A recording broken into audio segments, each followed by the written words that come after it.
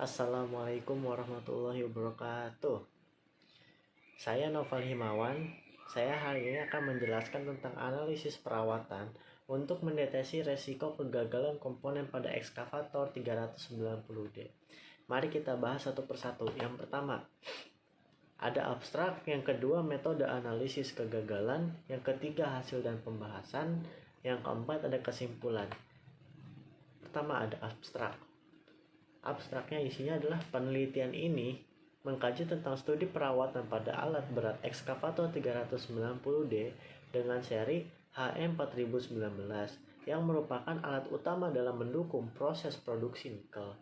Kendala utama dalam penggunaan alat ini yaitu pola perawatan yang kurang terencana dengan baik sehingga mempengaruhi operasional dan proses produksi nikel. Analisis perawatan dilakukan dengan metode failure mode and effect analysis atau disebut FMEA dalam mengidentifikasi komponen kritis terhadap kerja unit. Hasil menunjukkan bahwa terdapat 3 komponen kritis penyebab downtime unit berdasarkan peringkat dari nilai risk priority number atau disebut dengan RPN. Nilai RPN untuk stick cylinder, penyaring bahan bakar, dan oil pan sebesar 288, 280, dan 240. Nilai mean time between failure atau MTBF stick cylinder adalah 1288,91 jam. Dengan kegiatan perawatan pencegahannya memasang lapisan penutup pada rod silinder MTBF, penyaring bahan bakar 3.334,04 jam dengan flushing full tank secara berkala dan memasang sign peringatan pada coupler MTBF pada oil pan 1455,77 jam dengan melapisi gasket dengan lapisan tambahan saat pemasangan. Metode analisis kegagalan. Metode analisis kegagalan dengan menggunakan metode FMEA dan langkah-langkahnya sebagai berikut. Yang pertama, menggambarkan flow proses dan melakukan peninjauan terhadap proses bila bekerja secara baik dan tiap lini proses. 2. Mengidentifikasi potensial failure mode pada proses. 3. Membuat daftar potensial efek dari setiap mode kegagalan pada setiap lini dan pengaruhnya. 4. Menentukan peringkat severity. Yang kelima, menentukan peringkat occurrence. Yang keenam, menentukan peringkat detection. Yang ketujuh, menghitung nilai priority number untuk tiap yang cacat. 8. Membuat prioritas mode kegagalan berdasarkan nilai RPN. Yang 9. Menyusun rekomendasi perbaikan. Mengumpulkan data frekuensi kerusakan komponen. Yang selanjutnya perhitungan MTBF. Yang selanjutnya ada menentukan peluang kerusakan komponen probability dan density function menggunakan software Weibull untuk menentukan jenis distribusi. Hasil dan pembahasan.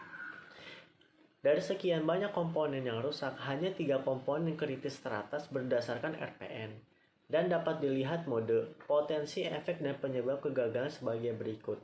Yang pertama ada stick cylinder, merupakan komponen yang berfungsi untuk menggerakkan lengan bucket ekskavator karena seal wiper sobek dan lip seal fatigo akibat tenaga hidrolik menjadi berkurang.